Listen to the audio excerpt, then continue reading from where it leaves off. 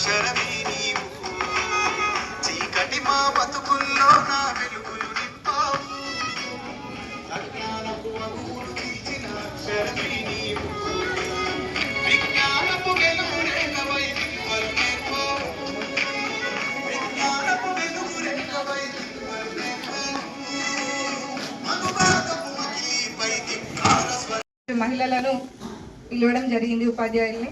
కాబట్టి వాళ్ళు కూడా వాళ్ళ విలువైన టైం కేటాయించి వచ్చినందుకు థ్యాంక్ యూ. ఫస్ట్ మనం వారికి ఈరోజు వాళ్ళ జయంతి కాబట్టి వారికి పూలమాలతో అలంకరించుకొని మన గౌరవాన్ని తెలుపుకుందాం.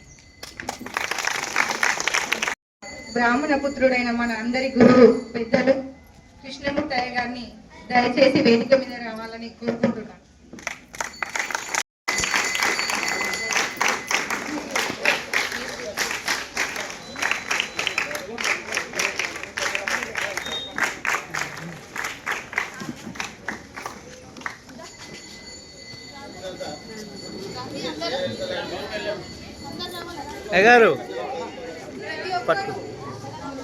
ముందుగా పాలక వర్గం ప్రతి ఒక్కరు వార్డు సీక్వెన్స్ గా వచ్చి పూలు వేసి గౌరవించాలని కోరుకుంటున్నాను.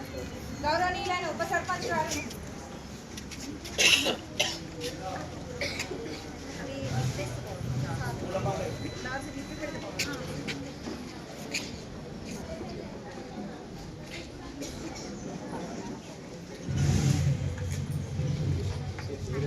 మొదటి వార్డు మెంబర్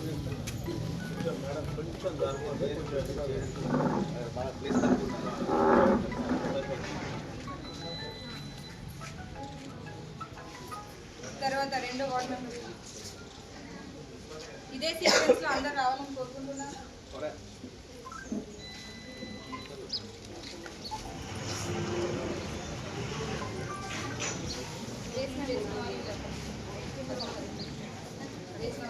చూడు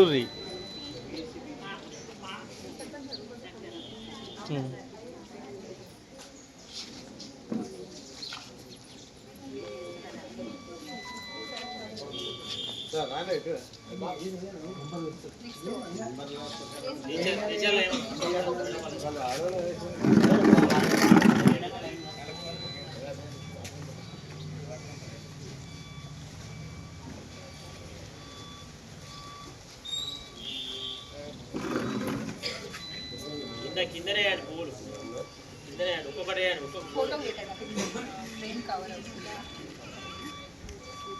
ఇటు చూడే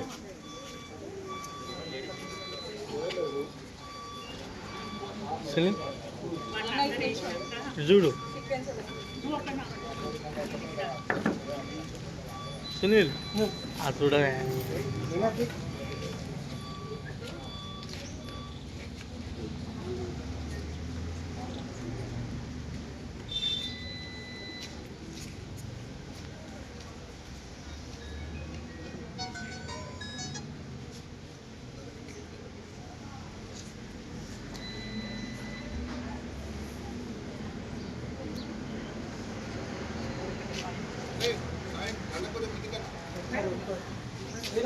వేసే వాళ్ళు ఎవరైనా ఉంటే రావచ్చు దయచేసి. దీనికి పర్టికులర్ గా ప్రొఫార్మా ఏం లేదు.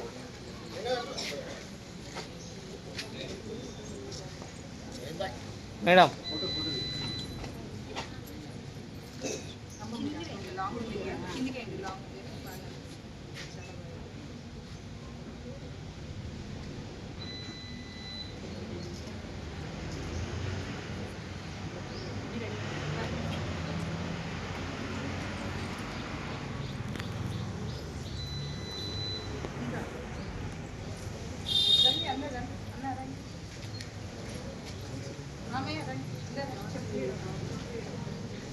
దయచేసి మహిళలు ఇటు సైడ్ నుండి జెంట్స్ ఇటు సైడ్ నుండి రండి, ఇబ్బంది పడుతుంది.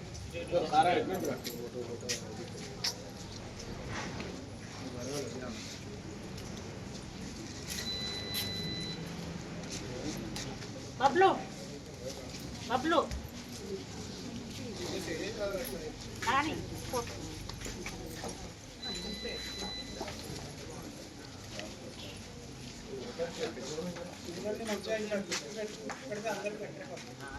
హాయ్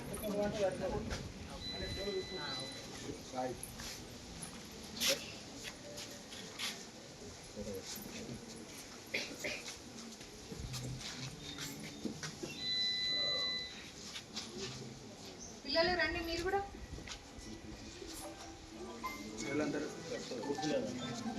స్కూల్ పిల్లలు కూడా, మీరు కూడా రండమ్మా. Forward, come forward.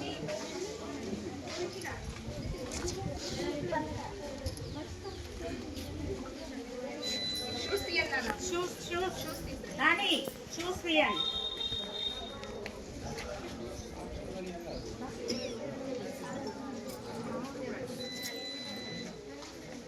చెప్పులేట్స్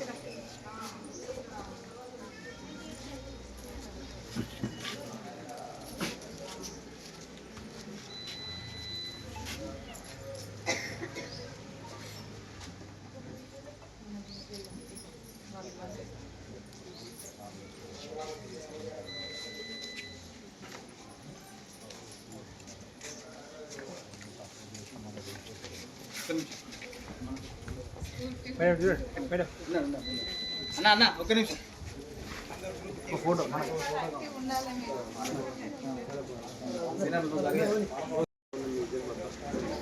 పిల్లలు ఉంచేదా?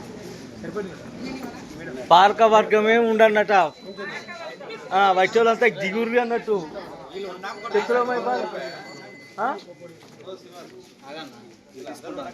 ఏం ఇస్తాను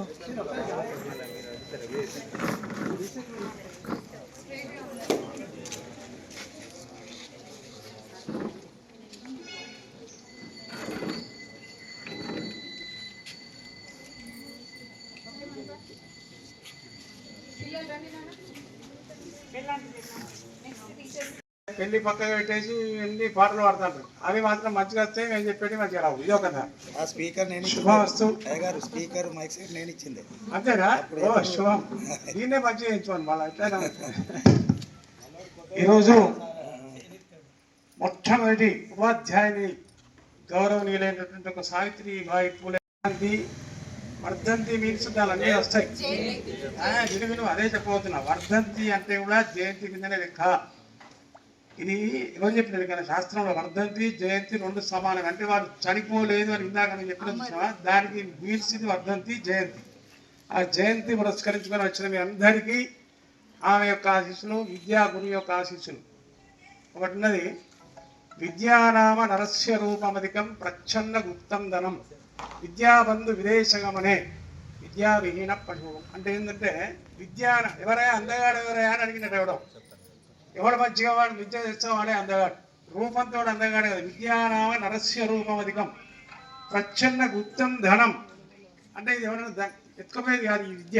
నేను ఐఏఎస్ వరకు చదివినా ఇంత గుంజుకపోతానని నాలుగు చంపి గుంజుకపోయేటట్టుంది ఆ విద్య.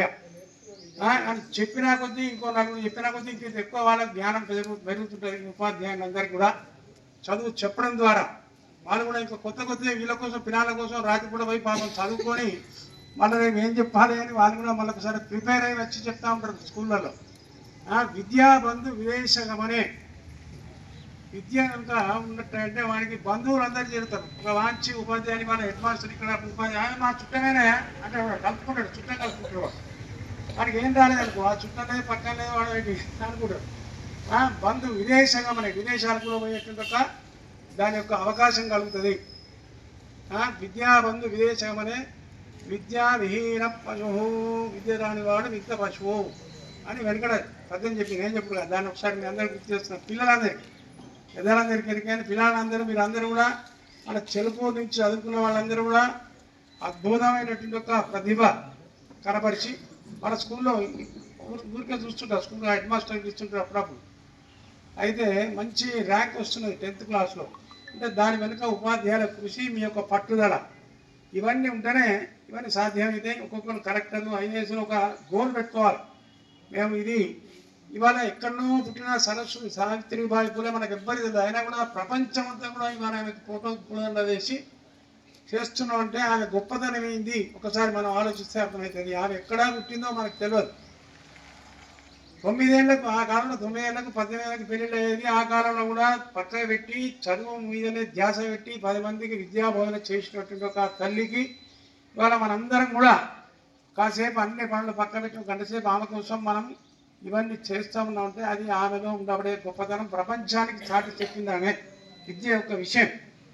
కాబట్టి మీరందరూ కూడా చక్కగా విద్యా బోధన నేర్చుకొని మీరందరూ కూడా సరే అంత పేరు రాకుండా మన తల్లిదండ్రులకు కుటుంబానికి గౌరవానికి మన గ్రామానికి పేరు తెచ్చేటువంటి ఒక దిశగా ఆలోచించి మీరంతా ఉన్నత విద్యను చదవాలని చెప్పి కోరుకుంటూ మీ అందరికీ ఆశిస్తూ అందిస్తూ నేను నాకు ఈ అవకాశం ఇచ్చిన ఈ గ్రామ మెంబర్లు సర్పంచ్ అందరికీ కూడా ధన్యవాదాలు, శుభాశిస్సులు.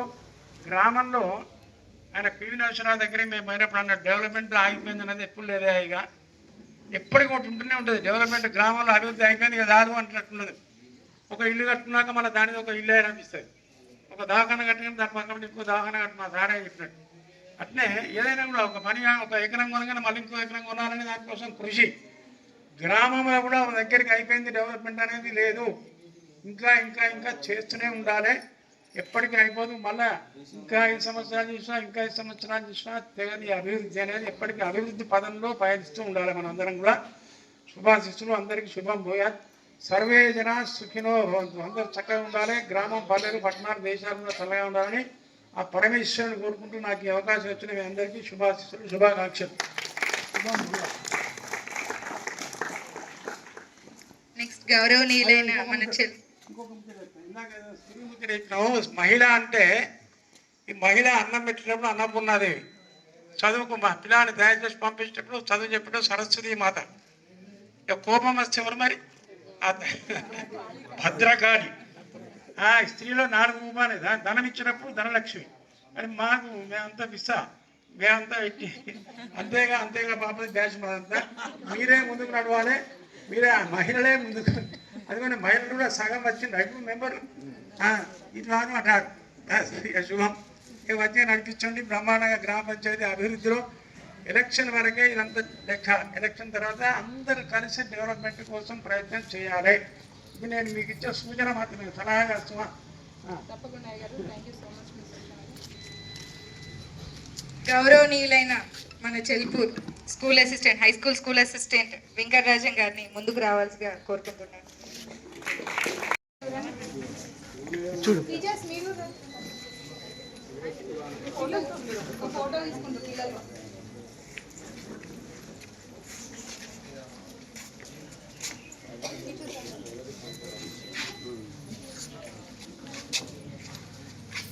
మహిళా వార్డ్ మెంబర్స్ అందరు రావాలని, మహిళా వార్డ్ మెంబర్స్ అందరు రావాలని కోరుకుంటున్నాను.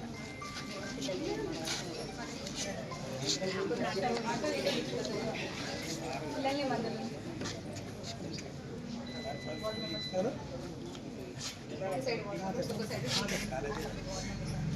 టీచర్స్ అందరూ ఒక సైడ్.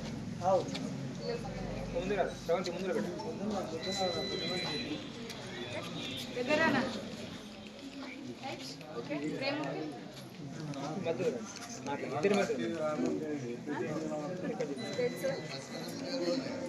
ఓకే అందరు వెయిట్ చేస్తున్నారు. కానీ అలాంటి వ్యక్తి ఏ రోజు కూడా మనం మరణించింది అనకూడదు. ఆవిడ ఎప్పుడు మన మనసులోనే నిలిచిపోయింది. ఆమె మన కోసం అమరురాలైంది. కాబట్టి ఆమె కోసం మనం ఒక్క నిమిషం మౌనం పట్టిద్దాం. అందరం ఒక్కసారి నిల్చుంటే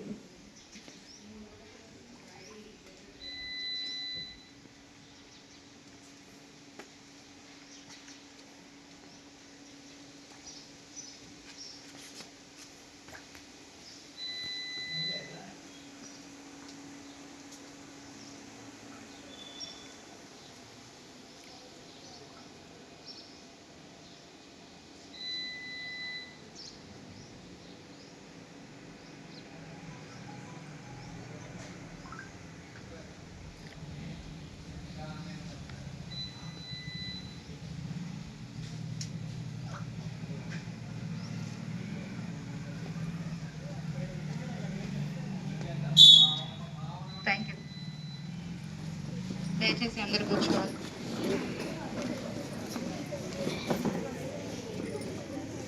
ముందుగా వేదికను అలంకరించిన నా యొక్క పాలక వర్గానికి, గౌరవనీయులైన ఉపాధ్యాయులు, విచ్చేసిన పెద్దలందరికీ, మరియు నేటి బాలలే రేపటి పౌరులుగా ఉన్న ప్రతి ఒక్క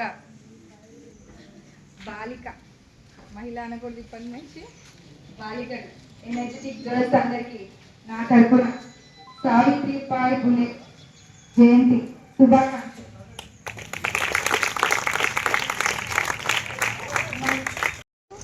సర్పంచ్ మేడం గారికి నా కృతజ్ఞతలు. ఈరోజు మనము సావిత్రిబాయి ఫులే జన్మదిన సందర్భంగా ఇక్కడికి వచ్చాము.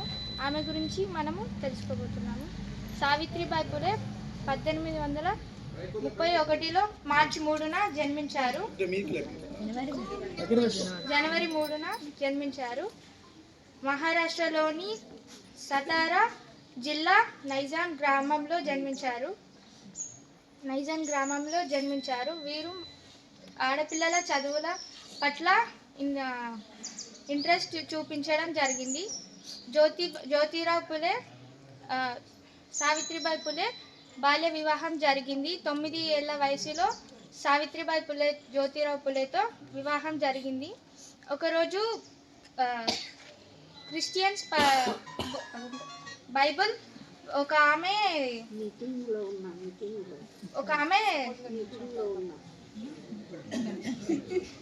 మార్కెట్లో వెళ్తున్నప్పుడు బుక్ ఇస్తే ఈ బుక్ తీసుకొని ఇంటికి వెళ్ళాక వాళ్ళ బుక్ చూస్తూ ఉండగా వాళ్ళ నాన్న చూసి, ఈ బుక్ మనం చదవకూడదు, చూడకూడదు, నీకు వివాహం చేసేస్తా అని అనడంతో వివాహం జరిగింది.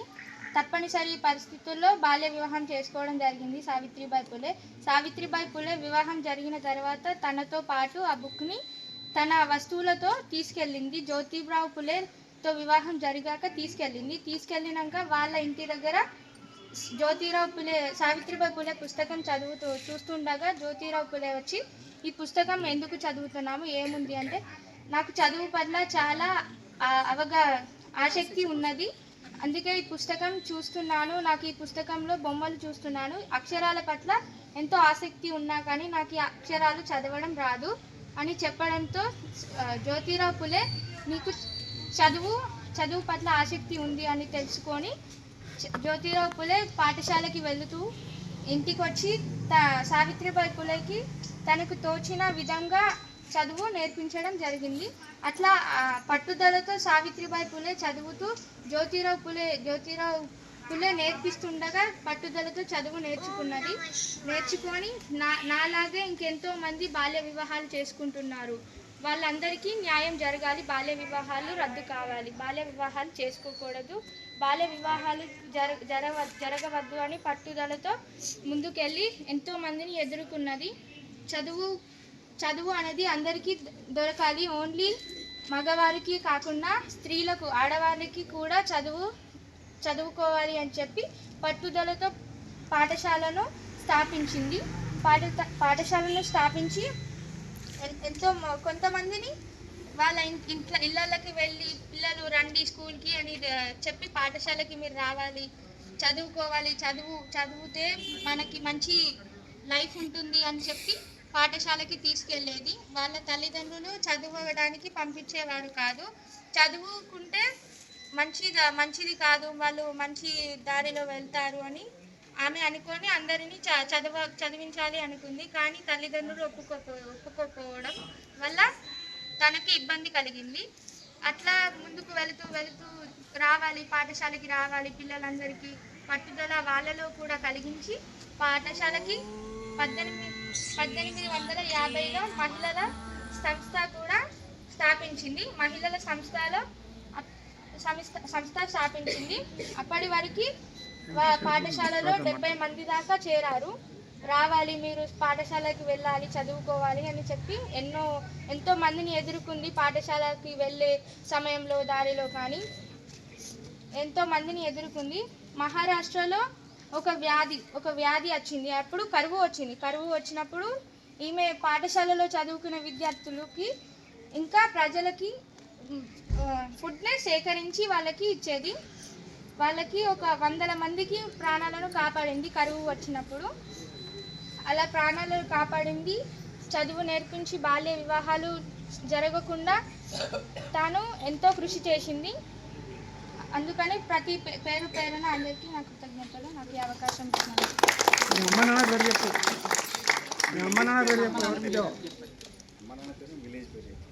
గ్రామం రాజపల్లి, నాన్న పేరు రాజు, అమ్మ పేరు తిరుమల, నా పేరు హాసిన్.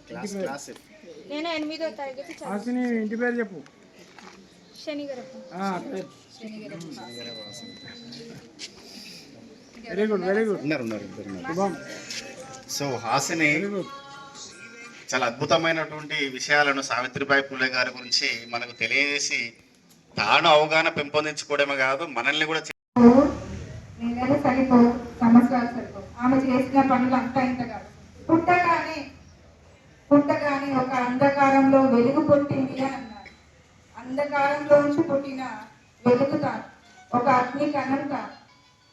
తాను మండుతూ తాను కాలిపోతూ కూడా అగ్ని ఎలా అయితే ప్రపంచానికి వెలుగునిస్తుందో అదే విధంగా తన యొక్క జీవితాన్ని గురించి ఎలాంటి స్వార్థము లేక నిస్వార్థపూరితంగా పూర్తిగా తన జీవితాన్ని ప్రజల కోసం, మహిళ కోసం మాత్రమే అంకితం ఇచ్చిన ఒక గొప్ప మహిళా శక్తి తాను.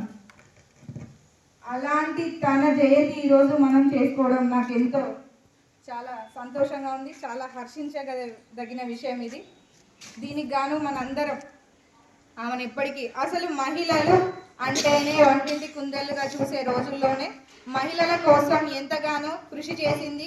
ఎన్నో ఆటుపోట్లను ఎదుర్కొంది, ఎన్నో అవమానాలు భరించింది. కుల వ్యవస్థకు వ్యతిరేకంగా నిలిచి అప్పటి నుండే కులకు చిన్న పెద్ద, నిరుపేద పేద అనే ఎలాంటి వ్యత్యాసం లేకుండా మానవులంటే అందరూ ఒకటే అనే విధంగా తాను ఎన్నో గొప్ప పనులు చేసింది, ఎంతగానో కృషి చేసింది. తాను 9 ఏళ్ల వయసులోనే వివాహం జరిగినప్పటికీ కూడా తన చదువును ఎప్పుడూ ఆపలేదు. అంతే సపోర్ట్తో ఒక మగవాడు విజయాన్ని సాధించాడంటే దానికి కారణం మహిళ అని ఏ విధంగా అంటారో అదే విధంగా తాను ఎలా అయితే సక్సెస్ అయిందో దానికి పూర్తి స్థాయిలో తన భర్త అయిన జ్యోతిరావు పులే గారు కూడా అంతే సపోర్ట్ ఇవ్వడం జరిగింది. ఒక మహిళ ముందుకొచ్చి ఎన్ని పనులు చేసినా ఇంట్లో సపోర్ట్ లేనిదే ఎలాంటివి జరగవు. అలాంటి పూర్తి సపోర్ట్ ఆయన ఇచ్చారు. ఆ దంపతులు సేవ కోసమే, సేవా భావంతోనే వాళ్ళ ఇద్దరి జీవితాన్ని త్యజించారు. అలాంటి సేవా భావంలో తమకంటూ ఒక సొంత బిడ్డని కూడా వాళ్ళు కనలేదు. ఎందుకంటే ప్రజలే, పిల్లలే వాళ్ళ కడుపున పుట్టినట్టుగా భావించి సమాజం కోసమే పూర్తి జీవితాన్ని అంకితం ఇచ్చినట్టు గొప్ప వ్యక్తులు. అలాంటి వ్యక్తులను మనము ఎన్నటికీ మరవకూడదని నేను అనుకుంటున్నాను, ఆశిస్తున్నాను. గురువు మన దేశం మొట్టడి మహిళా ఉపాధ్యాయులు. అంటే మహిళకు అక్షరాభ్యాసం అనేది ఎంత ముఖ్యమని తెలియని రోజుల్లోనే మహిళా ఉపాధ్యాయులుగా అవ్వడం అనేది చిన్న విషయం కాదు. అది అంత సులువుగా అయ్యే పని కాదు. అలాంటి ఒక గొప్ప ఉపాధ్యాయురాలు ఆ రోజుల్లోనే నిలిచిందంటే దాని వెనుక ఉన్న కృషిని, కష్టాన్ని మనం గుర్తించాలి. ఈరోజు మనకి ఎన్నో స్కూల్స్ ఉన్నాయి. మనం అడగకుండానే మన తల్లిదండ్రులు మనల్ని స్కూల్కి పంపిస్తున్నారు అక్షరాభ్యాసం నేర్పించడానికి. ప్రతి ఒక్క చోట మేల్ స్టాఫ్, ఫీమేల్ స్టాఫ్ అంతే. ఇంకా చెప్పాలంటే ఒక వంతు ఫీమేల్ స్టాఫ్స్ ఎక్కువ ఉన్నారు. కానీ ఒకప్పుడు ఇవేమీ లేవు. ఇలాంటి ఏమీ లేని సమయంలోనే, ఎలాంటి సౌకర్యం లేని సమయంలోనే ఆమె వీధి దీపం కింద చదివి, వీధి దీపాలు కూడా లేని సమయం అది. అలాంటి సమయంలో కూడా తను కష్టపడి చదివింది. ఆమెను నిదర్శనంగా తీసుకొని ఇప్పుడు నా ముందున్న బాలికలు కూడా అంతే కష్టపడి, అంతే ఇష్టంతో ఖచ్చితంగా మీ ముందు ఉన్న భవిష్యత్తుని ఖచ్చితంగా ఒక తారా స్థాయికి తీసుకెళ్తారని ఆశిస్తున్నాను. ఆవిడ అప్పట్లోనే కుల వ్యవస్థకు వ్యతిరేకంగా మహిళల కోసం ఒక సేవా సదన్ని, డాక్టర్స్, మహిళా డాక్టర్స్ సంఖ్య ఏమాత్రం తక్కువ కాకుండా వారి సంఖ్య పెరిగే విధంగా వారికి ప్రోత్సాహాన్ని, వాళ్ళకు కావాల్సిన అన్ని రకాలుగా వెసులుబాట్లు కల్పించి ఒక సేవా సదన్, ఒక బాలికల స్కూల్ నిర్మాణం, అంటే బాలికలకు కూడా చదువు అవసరం, అక్షరాభ్యాసాన్ని నేర్పించి వాళ్ళకు ఒక స్కూల్ నిర్మించడం జరిగింది. మహిళలందరూ ఒక చోట కనిపిస్తే చాలు, మనం ఇప్పుడు రోజులలో సరే అందరు కాకపోయినా ఎంతో కొంతమంది వీళ్ళు ఇట్లా వాళ్ళు అట్లా అని ఇప్పటికీ అనుకున్నాం. కానీ ఒక ఇద్దరు మహిళలు ఉన్న చోట కూడా ఆమె కంచంలో అన్నం పెట్టుకున్న అన్నాన్ని పక్కకు పెట్టి ఇద్దరు మహిళలు ఉన్నారంటే వెళ్ళి చదువు ఇంపార్టెంట్, మన మహిళలు ఇలా ఉండాలి, ఒక మహిళకు తనకంటూ ఒక కొత్త తనకంటూ సొంత అస్తిత్వం కోసం పోరాడాలి అనే ఒక చైతన్యాన్ని వాళ్ళ లోపల కలిగించడం జరిగింది. అలాంటి ఒక గొప్ప మహిళలను ఇక ముందు కూడా నేను చూడాలని కోరుకుంటాను. అందులోనూ మన చెల్పూరు ఊరు నుంచి ఎంతో మంది చదువుకున్న మహిళలు ఉన్నా కూడా ఇంకా వెనుకబడి ఉన్నాము. అలాంటి వెనుకబడి ఉండకుండా ఇలాంటి సౌకర్యాలు వాడుకుంటూ ఇంకా ఇంకా ఎత్తుకు ఎదగాలని కోరుకుంటూ, చెప్పాలంటే చాలా ఉంది, ఈరోజు గడవదు.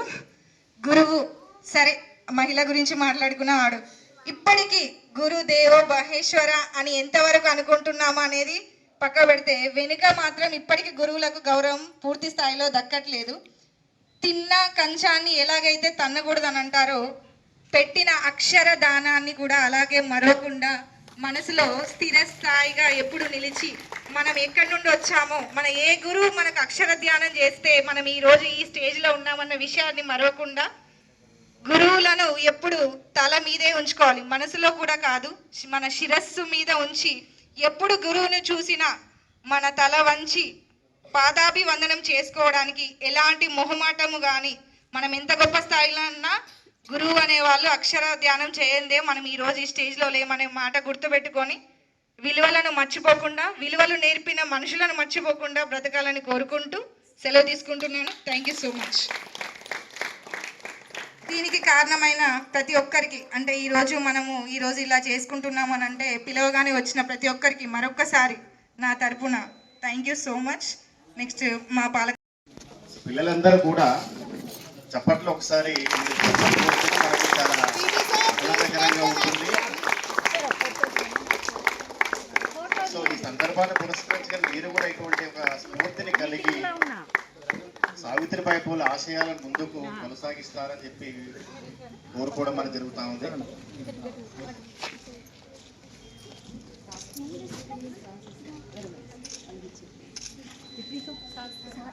Thank you so much, madam, for your all service.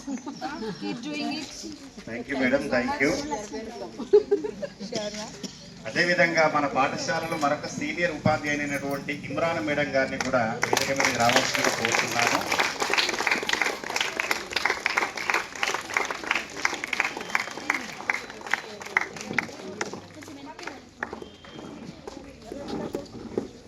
పిల్లలు ఒక ఇద్దరు రండి,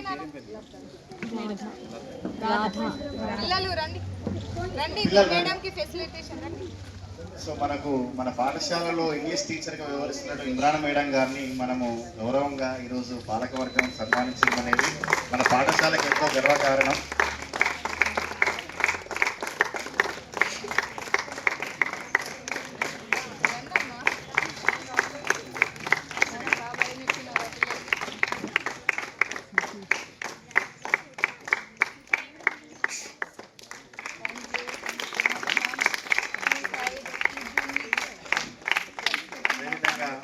మరొక సీనియర్ ఉపాధ్యాయునైనటువంటి గోదాదేవి మేడం గారిని వేదిక మీదకి రావాల్సింది. గోదాదేవి మేడం గారు మన పాఠశాలలో తెలుగును బోధిస్తూ ఉంటారు. చాలా అద్భుతంగా తాను తన యొక్క తెలుగు పాఠ్యాన్ని పిల్లలకు అందిస్తూ పాఠశాలకు సేవలు అందిస్తున్నందుకు గ్రామ పాలకవర్గం వారికి సన్మానించడం ఒక గొప్ప సంతోషము, మాకు ఎంతో అవకాశంగా మేము భావిస్తున్నాము.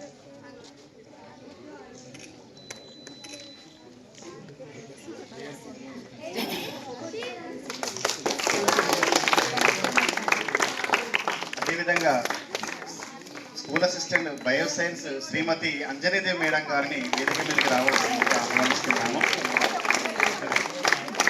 అంజనీదేవి మేడం గారు మన పాఠశాలలో బయాలజికల్ సైన్స్ మనకు బోధిస్తూ ఉంటారు.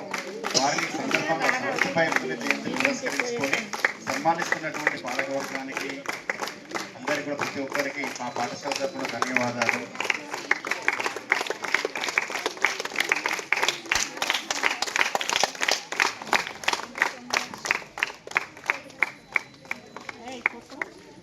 శ్రీదేవి మేడం గారు హిందీ, సో మాకు ఇంతమంది సుమారుగా ఒక 220 మంది పిల్లలందరికీ కూడా హిందీ మీడియం ఒక్కరే ఉన్నారు. ఆ ఒక్క మీడమే మనకు 220 మంది పిల్లలకి హిందీని బోధిస్తూ డైరెక్ట్గా వారికి పిల్లలకు పాఠశాలకు సేవలు అందిస్తున్నందుకు ఈ గ్రామ సచివాలయం సన్మానించడం అనేది ఒక గొప్ప అవకాశంగా భావిస్తున్నాము. ప్రత్యేకంగా ధన్యవాదాలు. ఇక్కడికి వచ్చిన మహిళలు కూడా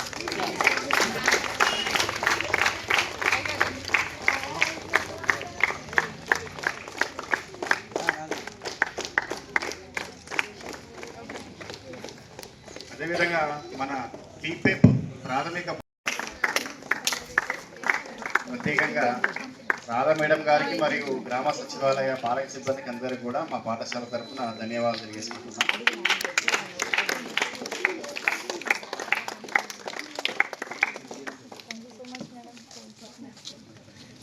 అదేవిధంగా మా చెల్పూర్ హై స్కూల్కి ప్రత్యేకంగా చెప్పాలంటే రెగ్యులర్ స్కూల్ అవర్స్లోనే కాదు, సమ్మర్ హాలిడేస్లో కూడా మా పిల్లలకు ఎంతో టెక్నికల్ నాలెడ్జ్ని అందిస్తూ కంప్యూటర్ పరిజ్ఞానాన్ని కోడింగ్ డీకోడింగ్ పరిజ్ఞానాన్ని అందించింది మాకు. కాబట్టి తప్పనిసరిగా మేడం గుర్తుపెట్టుకున్న వారి సర్వీసెస్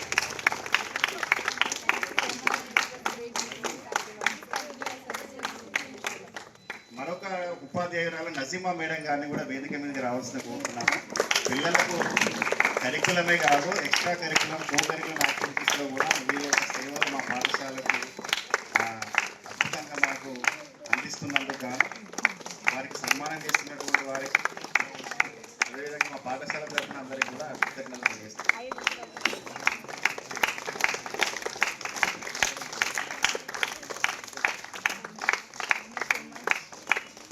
స్వప్న మేడం గారు కూడా వేదిక మీద అవసరం